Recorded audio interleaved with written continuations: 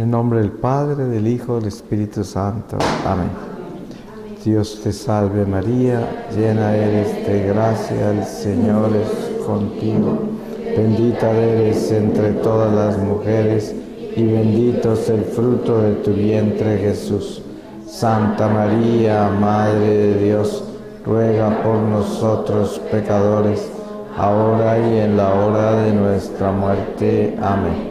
María, Reina de la Paz, ruega por nosotros. Amén.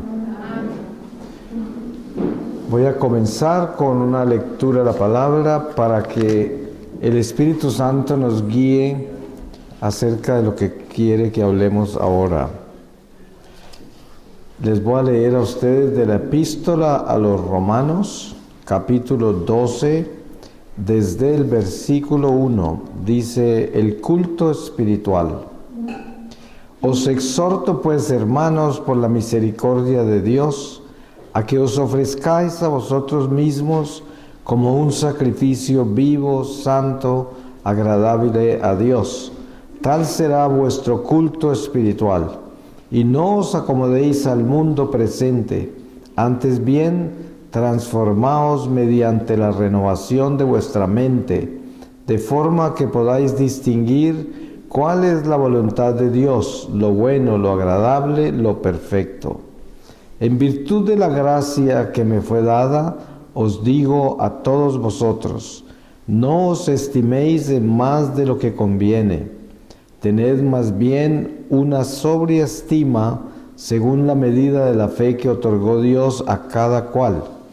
Pues así como nuestro cuerpo en su unidad posee muchos miembros, y no desempeñan todos los miembros la misma función, así también nosotros, siendo muchos, no formamos más que un solo cuerpo en Cristo, siendo los unos para los otros miembros, pero teniendo dones diferentes, según la gracia que nos ha sido dada.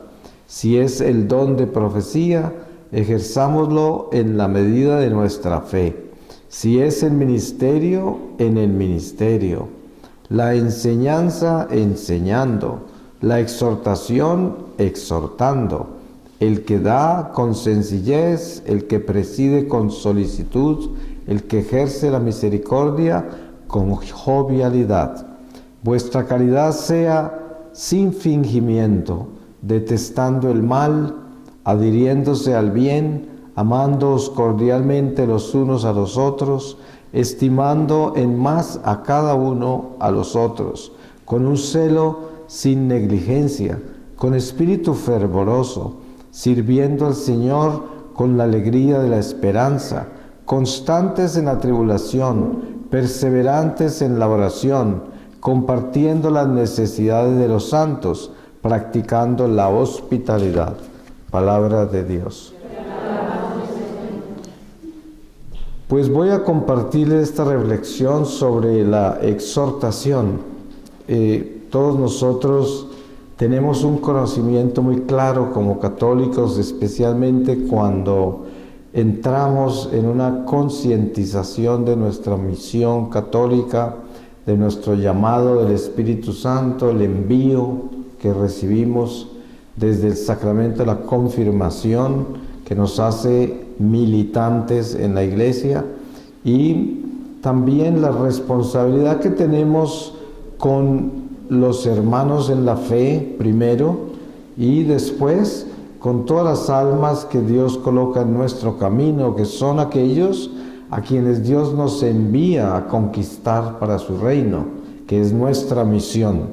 Entonces, hay una palabra que nosotros escuchamos con frecuencia dentro de nuestra catequesis cristiana, y es la exhortación.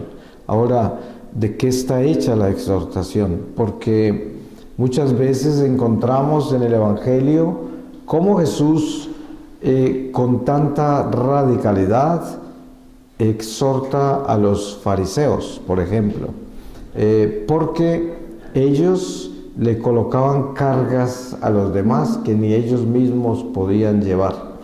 Ellos eran los reyes de la exhortación, pero ellos no cumplían con lo que exhortaban, no cumplían con lo que exigían. Y es una tendencia que hay por nuestra naturaleza humana del ser jueces que viene del mismo pecado original, que es el juicio natural, humano, imperfecto, pecador, que siempre está mirando hacia afuera y nunca hacia adentro. Por eso Jesús decía, primero mira en la viga que tienes en tu ojo, ¿no? Antes de mirar la paja en el ojo ajeno. Y es que precisamente esta exhortación de Jesús nos demuestra la necesidad tan grande que hay de primero aprender a mirar hacia adentro y a darnos cuenta quiénes somos nosotros. Por eso dentro de este pasaje que acabo de leer, se está hablando de esa fraternidad, de ser los unos para los otros, de siempre estar en servicio al prójimo incondicional, para que así podamos tener ese Espíritu Santo que con armonía nos da la sabiduría de convivir en el amor de Dios, en el amor cristiano. Entonces, hay una parte de esta reflexión sobre la exhortación que es extremadamente delicada. Por ejemplo, leemos en las Escrituras en varias oportunidades de que cuando nosotros no exhortamos al otro que está en pecado, cargamos con sus pecados. Esto ocurre, por ejemplo, con padres de familia que, siendo católicos, teniendo la formación de la doctrina católica, conociendo la verdad, sin embargo, en un momento dado, por respeto humano, ya no exhortan a sus hijos porque no quieren perder su amistad, por ejemplo.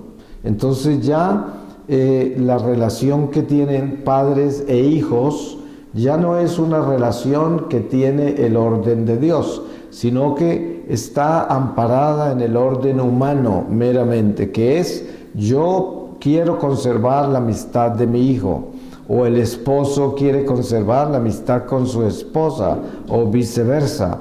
Y por el respeto humano ya se dejan de exhortar, ya no hay exhortación, porque es más importante el respeto humano. Y nos damos cuenta que hoy en la iglesia nuestra es muy escasa la exhortación, pero yo estoy hablando de esa exhortación que viene con el amor de Dios, con Espíritu Santo, que es una exhortación firme, pero caritativa, que tiene amor, porque precisamente lo que Jesús criticaba de los fariseos y de sus judíos es que no solamente exhortaban sin amor, sino que lo que ellos exhortaban ellos mismos no lo hacían, no caminaban lo que predicaban. Y por eso les decía sepulcros blanqueados, raza de víboras. Y es que dentro de nuestra iglesia podemos encontrar situaciones parecidas, a pesar de que no estamos hablando ya de fariseos, ni de saduceos, ni de escribas, estamos hablando de católicos. Y dentro de nuestra iglesia a todos nosotros nos ha ocurrido muchas veces porque nosotros hemos sido así o porque encontramos gente en la iglesia que es así, que son los grandes exhortadores que no caminan lo que predican. Y precisamente encontramos el fenómeno de tantas familias que los hijos se fueron de la iglesia una vez que crecieron, una vez que tenían libertad de hacer lo que querían. Y los padres, muy sorprendidos, dicen: si mis hijos crecieron en la iglesia, los llevamos a la iglesia, los enseñamos a orar, les dimos todo el ejemplo, y ahora, desde que se fueron ya a la universidad y fueron a vivir solos, no volvieron a la iglesia. Y bueno, hay muchos casos, ¿no? Porque no todos podríamos decirlo que es una regla general, pero sí ocurre que muchas veces los padres no se dan cuenta que los jóvenes tienen un ojo clínico, como se dice, ¿no? ven más allá de lo que uno se imagina, pero en silencio. Entonces los padres que están exhortando a los hijos con tanta radicalidad, pero no están viviendo lo que predican, lo que hacen es alejar los hijos de la iglesia porque los hijos los consideran hipócritas, porque les están exigiendo, les están exhortando, les están llamando la atención por cosas que ellos tampoco hacen. Entonces eso en silencio, a través de los años de un adolescente, por ejemplo, lo va alejando, le va tomando rabia y distancia a las cosas de Dios, a la iglesia, y el día que puede, se va. Y es un trabajo muy grande regresarlo, solo Dios lo puede regresar.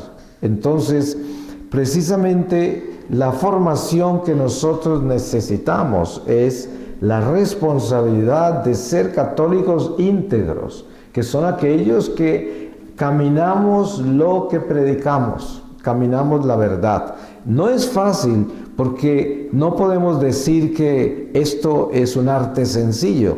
Este es un arte que tenemos que manejarlo con ciencia del Espíritu Santo, con unción del Espíritu Santo, que trae lo que es un camino de santificación. Ustedes se darán cuenta que San Pablo llama a algunas de sus iglesias a las cuales les escribe y les dice a los santos de Tesalónica. Y uno se pregunta, pero ¿por qué los llama santos? Sí, seguramente todavía no eran santos, pero lo que quiere decir el apóstol con referencia a esos a quien él se dirigía es que esos discípulos de San Pablo estaban caminando en obediencia en sus luchas diarias de conversión, pero caminaban en un camino de santificación, que es el camino por donde caminamos todos nosotros cuando decidimos vivir a Dios con fidelidad y sabemos que tenemos días malos. Hay días en que perdemos la batalla porque caemos, porque cometemos errores, y por eso este sacramento poderoso y hermoso, misericordioso de la confesión, que por alguna razón des en cuenta la urgencia con que Jesús instituyó ese sacramento, inmediatamente resucitó antes de que la iglesia partiera en su peregrinación, porque es vital. Entonces, cuando caminamos en esa lucha de nuestra conversión diaria, estamos caminando por un sendero de santificación. Y por eso San Pablo se dirige a estas iglesias llamándolos los santos y de las diferentes iglesias que se dirigía.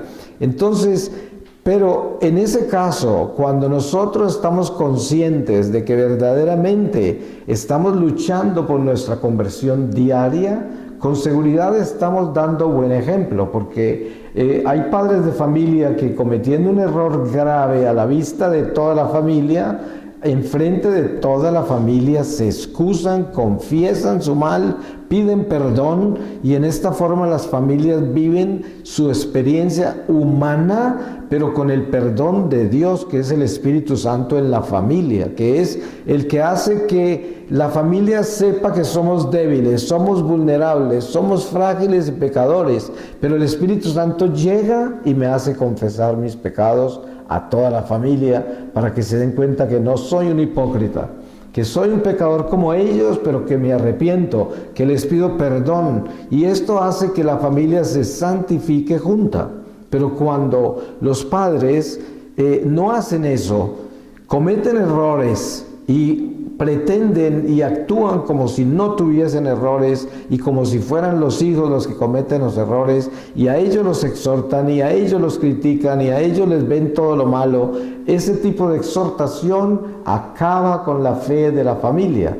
Y lo mismo pasa con la esposa y el esposo cuando el esposo no está en la fe o la esposa no está en la fe y tiene una esposa que es la que va a la iglesia, la que reza, la que dice, hace todas las cosas de Dios, y está todo el día encima del esposo buscando que se convierta, que cambie, que haga, que diga, pero el esposo todo el tiempo está viendo que esta persona es incoherente, porque toda esa rezadera, toda esa religión, pero no tiene caridad.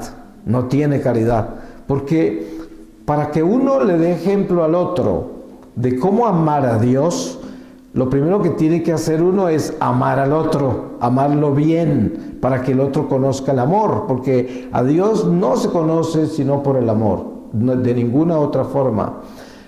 Recién que yo comencé mi vida de misionero, me invitaron a un grupo de jóvenes muy famoso en Colombia, a que les diera un retiro a los jóvenes. Y vi que en el retiro, una de las prácticas de esta comunidad era exorcizar los jóvenes que llegaban con tatuajes, con vestidos raros del mundo, música de esta del mundo. Entonces les demonizaban todo, y muy radicalmente les exigían exorcizarse antes de pertenecer a una comunidad. Y esto, uno no puede juzgar esas cosas porque es un apostolado, lo que podría ser un carisma, yo no sé, eran muy populares, pero en mi corazón a mí me quedó algo muy pesado. Yo decía, yo no siento que yo haría eso con los jóvenes. Y nosotros, sin haberlo planeado, en nuestra comunidad en Bogotá, se fue formando un grupo de jóvenes por intención de ellos. Y de pronto teníamos muchos ya.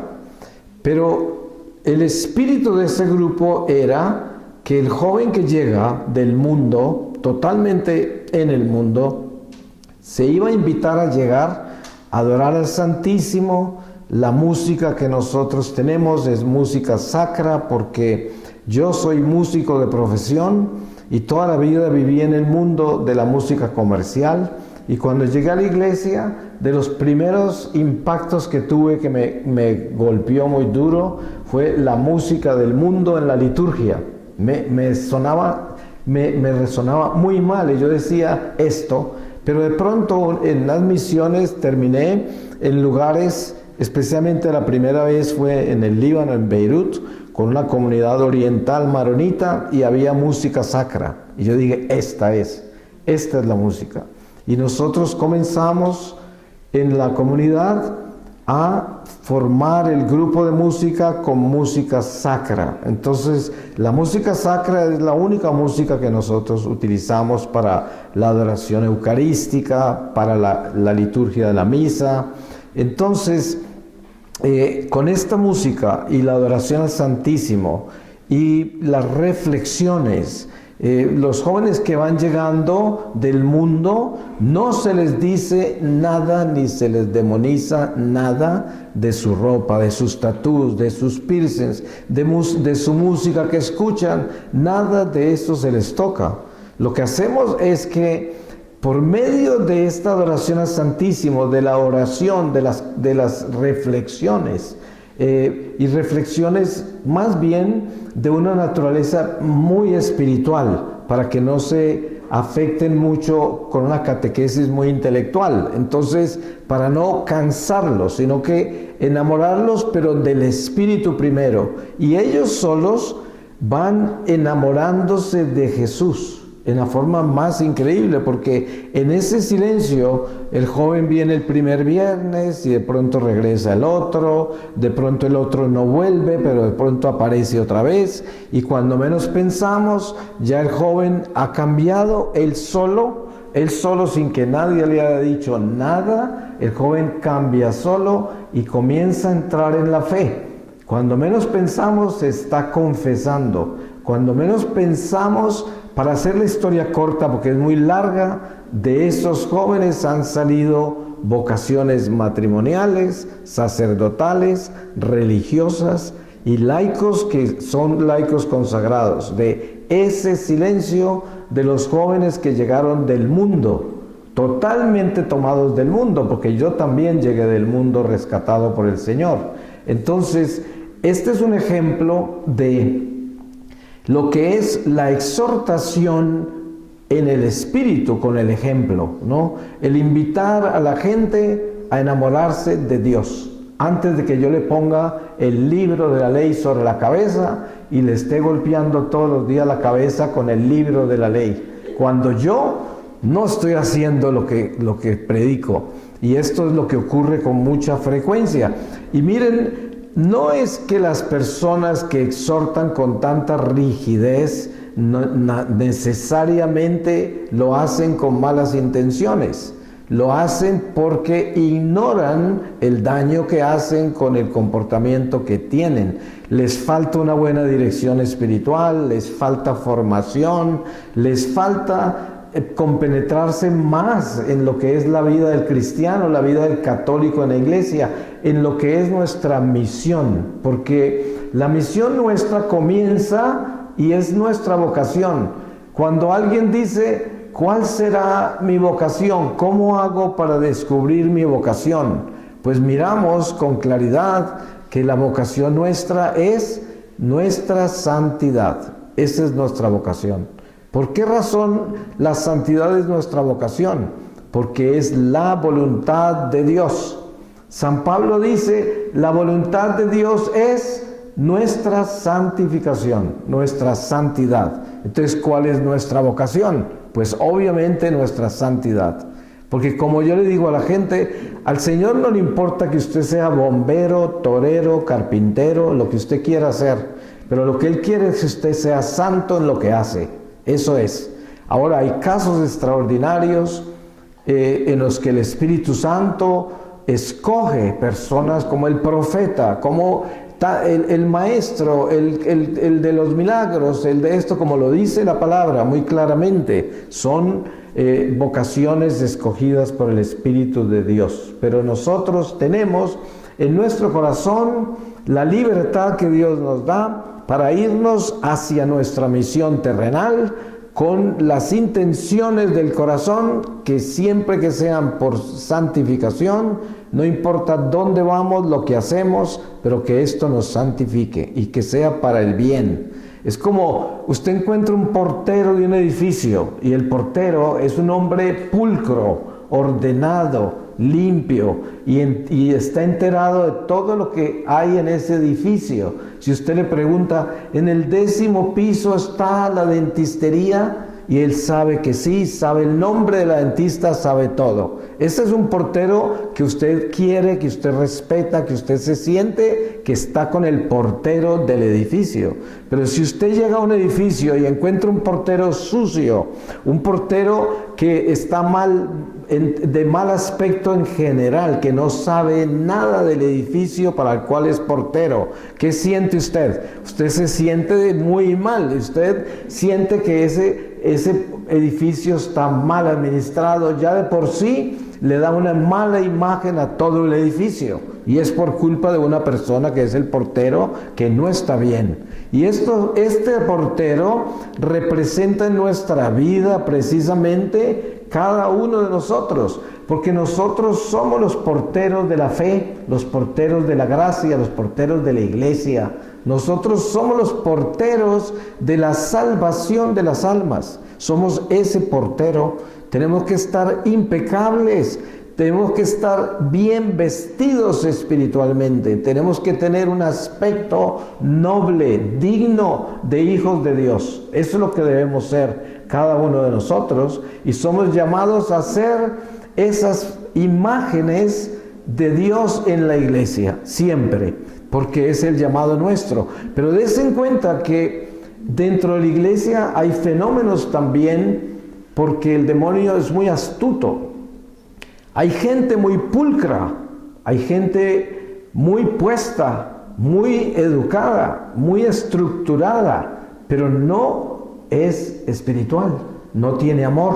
Entonces, por eso tanta gente a veces se escandaliza en la iglesia, porque encuentra catequistas, sacerdotes, monjas, que son los genios, los super teólogos, los super esto, los super aquellos, pero gente sin amor, gente sin caridad, gente sin compasión, gente sin paciencia, sin tolerancia, sin ninguna de esas virtudes, y por lo tanto todo ese gran conocimiento, toda esa brillantez, toda esa belleza se estrella con esa realidad de que la persona no tiene amor.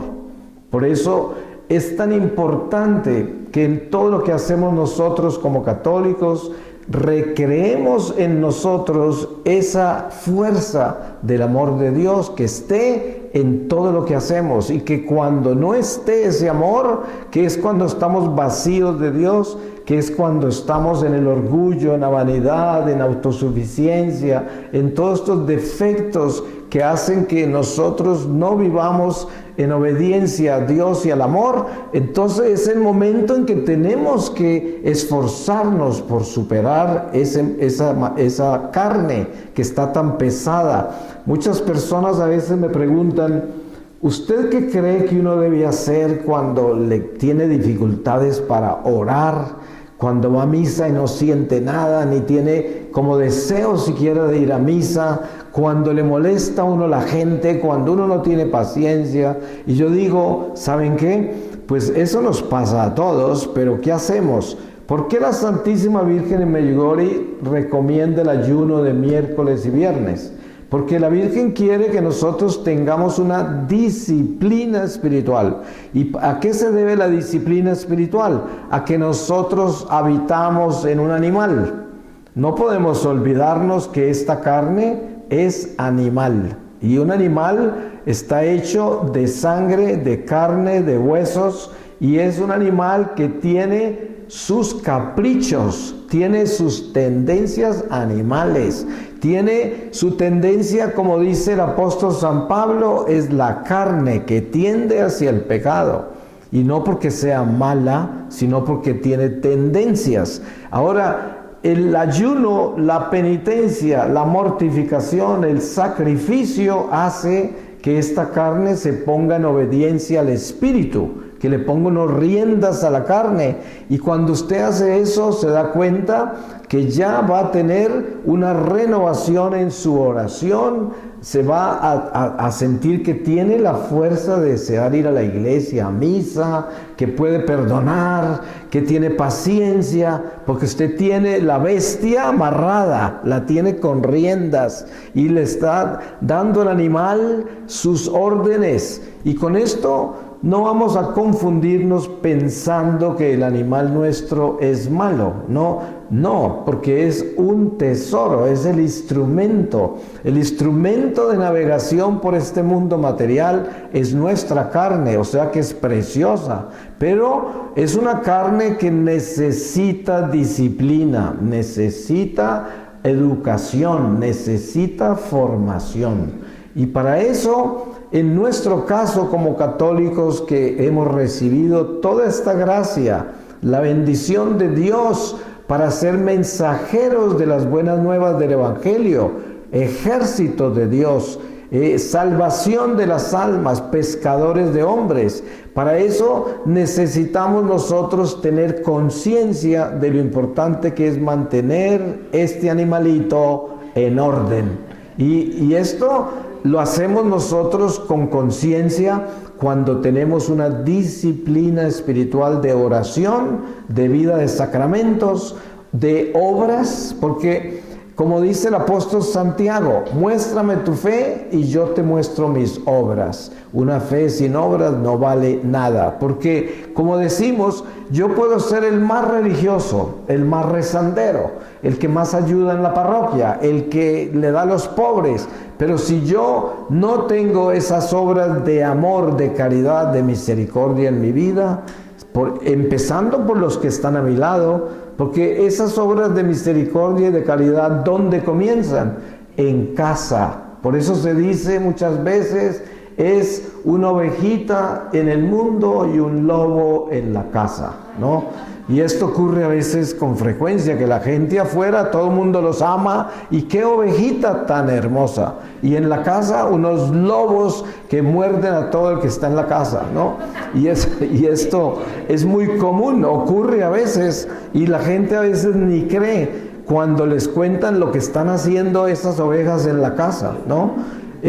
Pero precisamente todo esto tiene que ver con la naturaleza animal, ¿no? Y uno no puede olvidarse de eso. Yo a veces llego al extremo de decirle a la gente en una forma muy explícita: ¿usted quiere saber cuán animal es usted? Cuénteme ¿usted va al baño todos los días? Sí. ¿Y qué es lo que usted lleva al baño? ¿Acaso no lleva un animal? Porque si no fuera animal no iría al baño, ¿cierto? Sería cuerpo glorioso. Pero no, es un animalito y lo tiene que alimentar. ¿Cuántas veces lo alimenta en el día? Pues cada vez que se alimente, acuérdese que está alimentando ¿a quién? Un animalito, ¿sí? Entonces, no se olvide que ese animalito patea. Ese animalito cuando está de mal genio saca la pata y tome, ¿no? Y tiene el rosario en la otra pata, ¿no? Sé que esto... y uno no puede perder de vista la naturaleza en la que estamos. A mí me parece preciosa la forma en que San Pablo y San Pedro manejan la imagen de nuestra naturaleza humana. San Pablo la llama vasija de barro, San Pedro la llama tienda, ¿no? Pero cuando miramos esas dos imágenes de los dos apóstoles, que son las columnas de la iglesia, por decir así, son perfectas, porque entonces nos dan a entender que la vasija de barro es el elemento más frágil que usted pueda tener. Una vasija de barro, totalmente vulnerable, frágil, se puede romper con toda facilidad, pero ¿qué pasa? Esa vasija de barro lleva el tesoro, que es el Espíritu Santo. Entonces, el trabajo nuestro es asegurarnos que esa vasija de barro esté limpia. Ese es nuestro trabajo. Por eso, si nosotros nos preocupamos de mantener la vasija de barro limpia, Dios hace lo demás. Porque, ¿qué quiere decir la voluntad de Dios? La voluntad de Dios es que Dios tiene un plan perfecto para nosotros. Ya todo está creado desde siempre. Desen cuenta que el mismo apóstol San Pablo dice que el Señor nos conocía desde siempre, nos predestinó, nos escogió. O sea, todo esto está creado ya y el plan de Dios ya se dio. Por eso cuando se lee el libro del Apocalipsis, se está leyendo afuera del tiempo, no está en el tiempo. Y por eso los teólogos por siglos se han matado leyendo ese libro y tratando de encarnarlo, de traerlo al tiempo, de traerlo. ¿Y cuánto han logrado de eso? Traer al tiempo el Apocalipsis. Miren los protestantes que perdieron la gracia de la interpretación de las Escrituras, porque solo la Iglesia Madre tiene esa gracia. Y en ese libertinaje de los protestantes con la palabra de Dios, han sacado toda clase de herejías del libro del Apocalipsis y toda clase de situaciones absurdas, porque son interpretaciones que no logran aterrizar en la realidad natural del tiempo nuestro.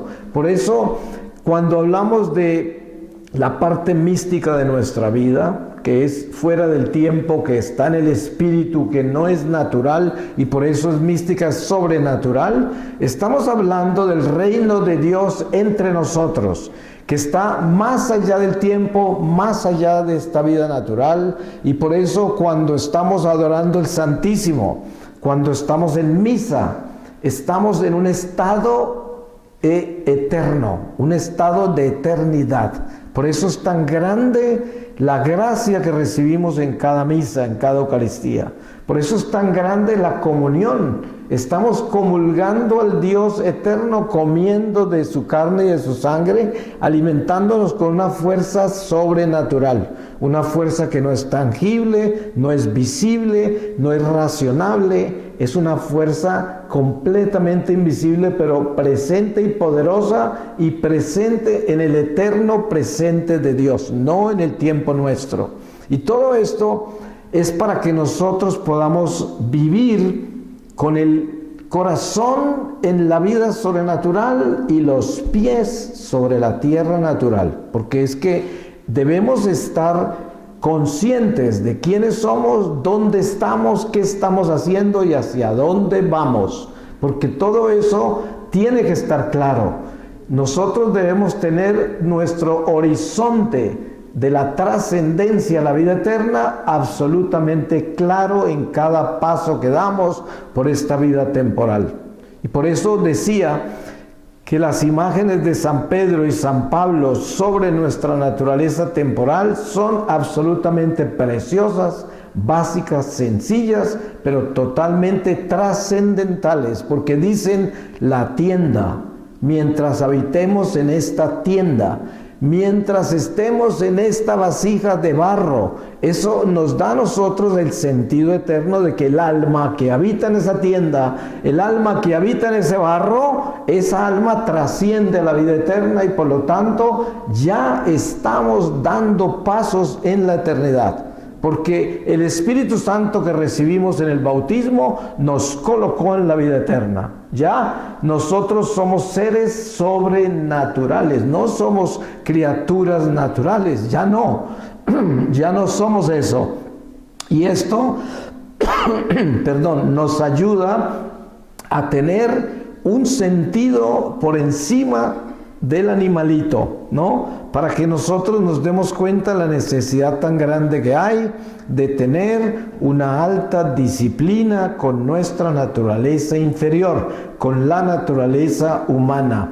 Y en esa forma mantenemos en disciplina con riendas todo lo que es humano y natural. Para eso, la vida de sacramentos, la oración, todo esto nos ayuda a mantenernos espirituales, para que nosotros toda esta sequedad, esta indiferencia, esta pereza, todo esto que nos agobia y nos hace que no actuemos en el Espíritu, sea constantemente dominado, constantemente llevado a la altura del Espíritu, que abracemos nuestra naturaleza superior, todo el tiempo estemos elevándonos, porque hay solo dos direcciones en las cuales podemos caminar en este mundo espiritual, en este mundo material. Una es elevándonos constantemente hacia Dios y la otra es descendiendo, porque cuando usted vive en el mundo, vive en el materialismo, vive en este consumismo y relativismo, usted no está ascendiendo, usted está descendiendo, porque no hay ningún paso que se dé sin dirección específica. Hay un paso que se da elevándose y otro que está hundiéndose. Entonces, si usted está en gracia, cada paso que da lo eleva. Si usted está en pecado, cada paso que da lo hunde. El día que muere queda tan profundo como se hundió o tan alto como se elevó. Por eso, dependiendo de cómo caminamos ahora, así quedaremos al final de esta vida. Mucha gente queda muy elevada, otros muy hundidos. Y por eso hay que tener tanto cuidado a cada paso que damos, porque es una responsabilidad. Y dense en cuenta, hablando de eso, podemos darnos cuenta que la confesión es el arma más poderosa que hay para rectificar todos esos pasos. Ustedes saben que San Juan Evangelista habla del libro de la vida que se abre, ¿cierto? En este juicio final. ¿Y qué sucede? Que nosotros por el sacramento de la confesión podemos renovar nuestros pasos. Ustedes se imaginan lo grande que es ese regalo, pero al mismo tiempo no se olviden que no es solo la confesión, es la reparación, la enmienda. Nosotros nos confesamos, pero tenemos que salir a cambiar, a caminar en una vida nueva, a caminar en una fidelidad a Dios.